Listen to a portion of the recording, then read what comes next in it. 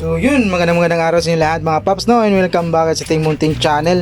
So for today's video, meron tayong ginagawa dito, bali isang Sony 32 inches.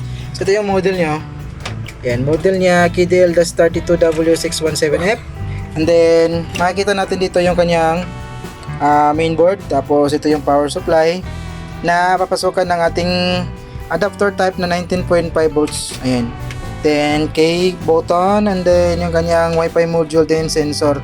Ayan, tapos LVDS cable papuntang upboard. Yung problema nito is very common siya, nangyayari sa mga Sony, no. 6 times blink yung kanyang indicator, 6 times blinking yung kanyang indicator. So pag 6 times, kung sa code ng Sony yan, nasa backlight problem. So yun nga ang problema niya, backlight. So napapansin niyo naman dito, yan, bumukas na po yung kanyang backlight kasi meron tayong ginawa dito. Bali nagawa na natin to, tapos binalikan natin yung video para magawa natin ng binalikan natin yung trabaho natin para magawa natin ng video. Ayan, so makikita natin dito. Ayan, meron na siyang display, yan, di ba? Nakapag-display na siya, tapos yung input niya HDMI 2. Ayan. So bali ito yung ginawa ko. Bali sasabihin ko na lang kung ano yung mga pinagagawa natin dito, no. So sinek natin yung yung kanyang backlight. Ayan, itong backlight kasi niya, itong dalawang puti na to, patay ng bantutok, wait lang. Ayan, itong dalawang to, ito yung supply niya 19.5. tapos ito naman yung negative side niya. Bali siya, ayan, apat. Dinivide yung isang strip. Bali H-type yung kanyang backlight, nasa may lang dito sa may bandang ilalim, sa may gilid, no, nakalagay. Then yung kanyang strip is dinivide po siya into 4. So para yung na-divide divided siya into 4, no, into 4 portion. Para ito apat kasi yung negative side niya, yun, apat yung kanyang negative side. Tapos ito naman yung kanyang supply. Ayan, ito yung supply, tapos apat yung kanyang negative side na papasok sa my driver natin dito na magsisilbi siyang feedback, no. So chinik natin ang backlight tester to. So yung strip, bawat isang part ng isang strip, kasi dinivide nga siya into 4, meron siyang supply na 42.9. So 42.9, tapos yung kasunod naman na side is 42.9. tapos yung pangatlo dito sa may side na to, yung pangatlong linya is lang siya, nasa mga 38. So 38.1.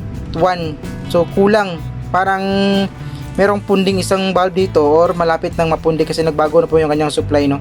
Then yung pang-apat dito, po siya, tamang-tama lang, nasa 42.9.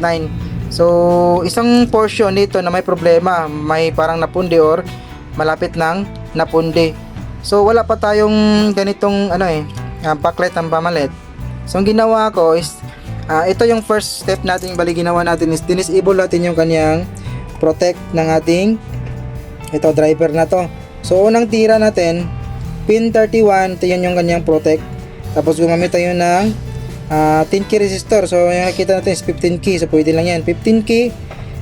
Pin 31 dito, yun, sa may maliit na capacitor na yan, kita ba?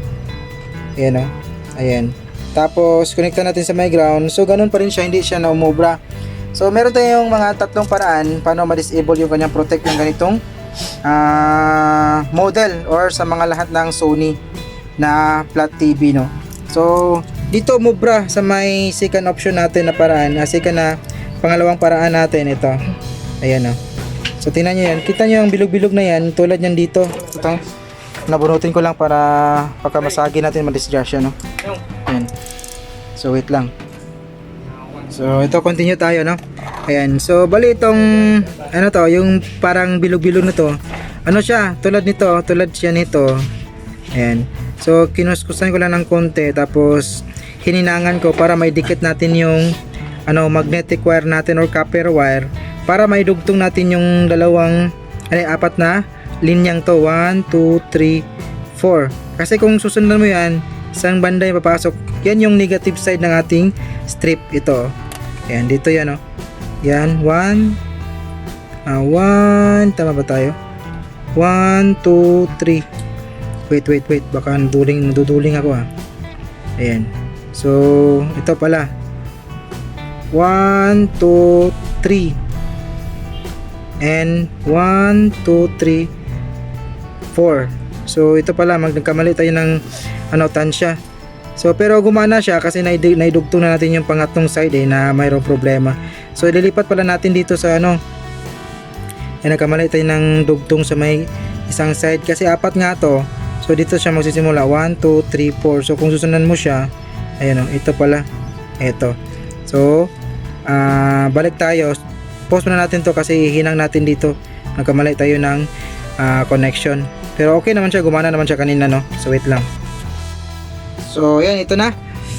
Bali, naidikit na po natin, ayun, no? Nahinang na po natin dito, nailipat na natin sa may side kasi nagkamali tayo, no? Insi pala yung ito kasi kung susundan mo siya, ito siya papasok ko, wala namang linya dyan. So, ito pala, 1, 2, 3, 4. So, nakadugtong na po yan. Medyo mahirap mas kita yung ating magnetic wire kasi pin 33 po yan. Number 33 na magnetic wire, no? Yan, sobrang pino yan. Kasi ito yung ginagamit natin pang bypass dun sa mga side cup, no? Kapag meron tayong ginagawang ganon, pagbabypass ng side cup. Ayan, no? So, ito yung gawa natin ito. Hindi masyado makita, hindi maklaro. Ayan. So, ito siya, Ito yung negative side, no? Galing dito sa may socket natin, papuntang backlight. 1, 2, 3, 4. 1, 2, 3, 4. Ayan. So, nakakonekta na po yan, no? Ayan. So, ito yung mga kadalasang mga ginagawa natin kapag wala pa tayong spare, no? Pero the best remedy or solution talaga sa ganitong problema, magpalit ka ng backlight kasi meron naman tayong nakitang problema. Pero kadalasan sa mga na-experience natin, meron na na-experience nga okay lahat yung backlight, okay yung kanyang voltahe pati resistance, pero nagpo-protect pa rin. So, yung ginagawa natin is ganito pa rin siya. So, kung hindi siya obra sa may pin 31 gamit ng 10K resistor, at saka kung hindi siya obra dito sa ginagawa nating pagko-connecta or pag-short ng negative na feedback doon sa kanyang strip or backlight, pag hindi siya obra, meron pa tayong option dyan. Option 3, yung ginagawa natin is pinuputol po natin yung kanyang pin number 2. So, ito yung pin number 1 and 2. So, itong number 2, ito yung kanyang point, yung connection, no? Yung may bilog dito, papunta yan sa may ilalim. So, pinuputol po natin, dinidisable po natin yung pin number 2 niya. Kasi yung pin number 2 nito is tinatawag yung fail. So, meron akong ginawa. Iwan ko lang kung na-videoan ko na, kalimutan ko na yun. Kasi yung ginawa ko is pinutol ko yung pin number 2 kasi hindi siya umubra sa pin 31 at saka yung pagdudugtong sa may socket, no, dito. So doon siya umubra dun sa pin number 2. Pinutol natin yung pin number 2, so nag-okay na yung unit natin. Ayan. So kung nag-home service ka, magagamit mo yung ganitong technique. Kasi alam mo naman kung maswerte ka kung nagdala ka ng spare. Pag wala, kailangan mong pabuhayin yung unit para makakaroon ka ng pera, no? Ayan. So, dito meron naman tayong oras. Bale, mag-order pa tayo.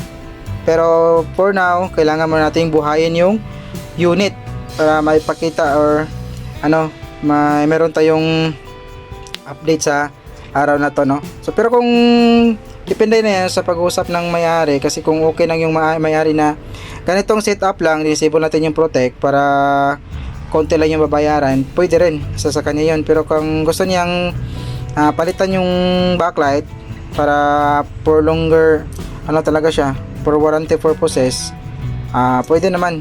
Mag-antay tayo ng 1 linggo para mabalikan natin to at ma-orderan muna natin, then papalitan natin ng buong backlight. Ayan. Ito lang yung hanggang dito lang siguro yung video natin, mga paps. Bali, papaandarin ko pala to.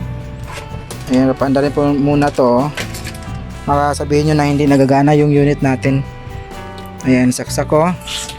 Tapos sumilaw yung power. Ito tayo sa my screen. Iba yung logo ng Sony. So steady po siya, hindi na siya namamatay. Kasi dati na siya paglabas ng logo, patay siya, din logo ulit, patay, din logo ulit, din hanggang biblink na tong kanyang indicator na 6 times red. Magbiblink siya ng 6 times blinking na kulay pula. Ayan. So, sana kahit pa paano may nakuha kayo ideas ting ginawa ngayon, no? Hanggang dito na lang. May God be with us always, and this is your service, the technician. See you in our next video. Bye-bye.